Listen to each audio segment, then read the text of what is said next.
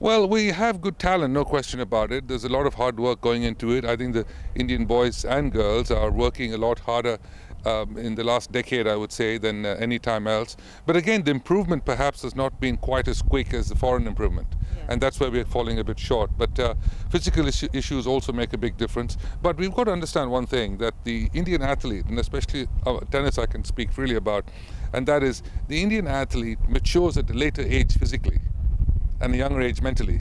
So what a Westerner does at perhaps at 18, 19 or 20, it'll probably take us 25 or 26 before we actually attain that same level. Vijay, I want to ask you about, you mentioned that yes, we are indeed trying to get our players out there, but we've got Somdev Burman who has not quite managed to deliver as much as people expected of him. Who do you think can really fill Leander's shoes, given that he is now somewhat taking rest from the game in one sense? Well, first of all, I think Somdev has, really done better than Leander, to be honest, and Mahesh and all of them, simply because his singles ranking has in fact been higher.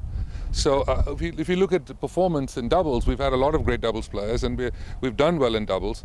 And I think the important thing is to be able to actually crack that top 50 in singles and then eventually get up into the top 20.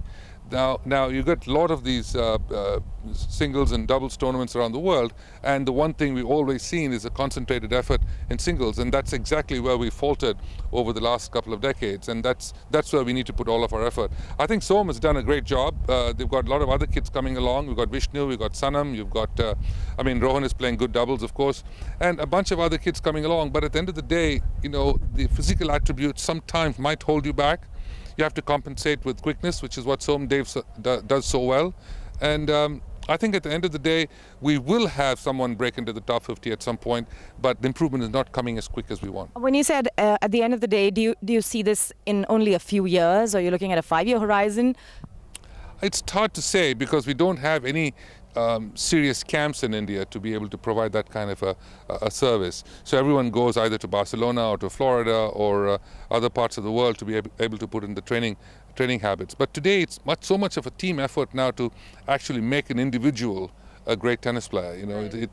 You can't do it all on your own. You need a good team around you: dietitians, strategists, coaches, trainers, doctors, medical people. Everything needs to put your body in good shape to be able to put that kind of work together. So it's not what it used to be. But who could one then put that onus on? I mean, do you think the government bodies need to step in and actually probably pull up their socks on the way they're dealing with tennis? And, we already know what's going on in the All India Tennis Association. Players on one side, the organization on the other. Would that concern you? No, well, first, I've always been a very, very strong advocate of the fact that government needs to do more important things. And that is looking after the country and thinking about healthcare and education and raising the people out of poverty and be able to provide drinking water and the normal things that are very, very critical for the growth of this country to be called a developed country and a superpower. But the sport, on the other hand, is something that can be left to private enterprise completely. And it is something that has been done the world over. We don't have to reinvent the wheel. There is enough corporate sponsorships in this country to be able to support sport across the board, not just cricket. And I think we also have enough television coverage in this country to be able to give the sponsor what they deserve. And so I think if you put them all together, it is very possible to raise the kind of funds required to be able to kind of come up with a real sports scheme that picks the kind of sports we'll be good at. We're not going to be good at every sport. That's normal. And even when you go after the Olympics, we have to go after the Olympic medals that we really have a chance of winning. And a Spanish Davis Cup captain once asked me, why don't you have any good tennis players coming out of India? And I said, the same reason Spain doesn't have any good software engineers in Spain.